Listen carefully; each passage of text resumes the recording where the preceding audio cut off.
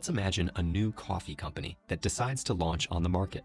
First, the company will advertise itself to big investors.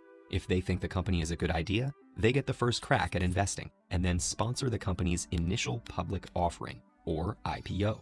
This launches the company onto the official public market, where any company or individual who believes the business could be profitable might buy a stock. Buying stocks makes those investors partial owners in the business. Their investment helps the company to grow, and as it becomes more successful, more buyers may see potential and start buying stocks. As demand for those stocks increases, so does their price, increasing the cost for prospective buyers and raising the value of the company's stocks people already own. For the company, this increased interest helps fund new initiatives and also boosts its overall market value by showing how many people are willing to invest in their idea. However, if for some reason a company starts to seem less profitable, the reverse can also happen. If investors think their stock value is going to decline, they'll sell their stocks with the hopes of making a profit before the company loses more value. As stocks are sold and demand for the stock goes down, the stock price falls, and with it, the company's market value. This can leave investors with big loss more value. As stocks are sold and demand for the stock goes down, the stock price falls, and with it, the company's market value. This can leave investors with big losses, unless the company starts to look profitable again. This seesaw of supply and demand is influenced by many factors. Companies are under the unavoidable influence of market forces, such as the fluctuating price of materials, changes in production technology, and the shifting costs of labor.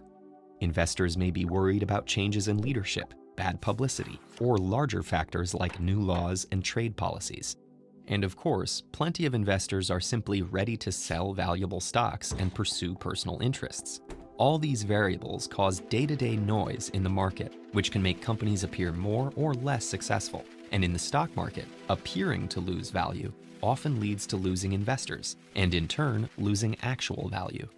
Human confidence in the market has the power to trigger everything from economic booms to financial crises. And this difficult-to-track variable is why most professionals promote reliable long-term investing over trying to make quick cash. However, experts are constantly building tools in efforts to increase their chances of success in this highly unpredictable system. But the stock market is not just for the rich and powerful.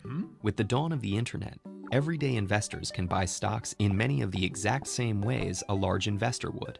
And as more people educate themselves about this complex system, they too can trade stocks, support the businesses they believe in, and pursue their financial goals. The first step is getting invested. A financial institution is a type of company that is part of the financial services sector. Financial institutions provide money-related services like deposits, loans, investments, insurance, etc. There are many types of financial institutions, and most people interact with them regularly. Retail banks, credit unions, insurance companies, brokerages, and investment banks are some examples of financial institutions.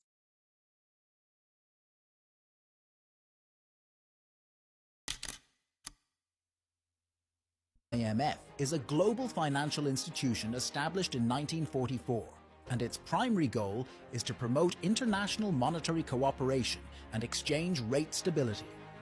190-plus member countries collaborate to address economic challenges and crisis. IMF provides financial assistance to member countries facing balance of payments problems and help them achieve stable economic growth. The IMF also conducts regular assessments of the global economy, providing insights and forecasts to help member countries anticipate and address economic challenges on a worldwide scale. In a nutshell, the IMF plays a crucial role in fostering global economic stability. What exactly does a central bank do? Now, a central bank is just essentially an entity that handles the nation's money supply, and it can loan money to the government with interest. So in the US and other most countries, this is essentially what the process is like. When taxes for the government are not enough to cover expenses, the government will ask the Treasury Department for more money. The Treasury will then receive an IOU, or a bond, from the government. The Treasury, through the banks, hands over the IOU to the Federal Reserve, i.e. the central bank. The central bank then cuts a check for the IOU and hands it to the banks. This exchange is how money is created and can be used to pay the government's bills. So you may be thinking, where does the Federal Reserve get the money to cut its check? Now guys, here's the crazy part. They get a check from nowhere because they literally just pulled it out of thin air.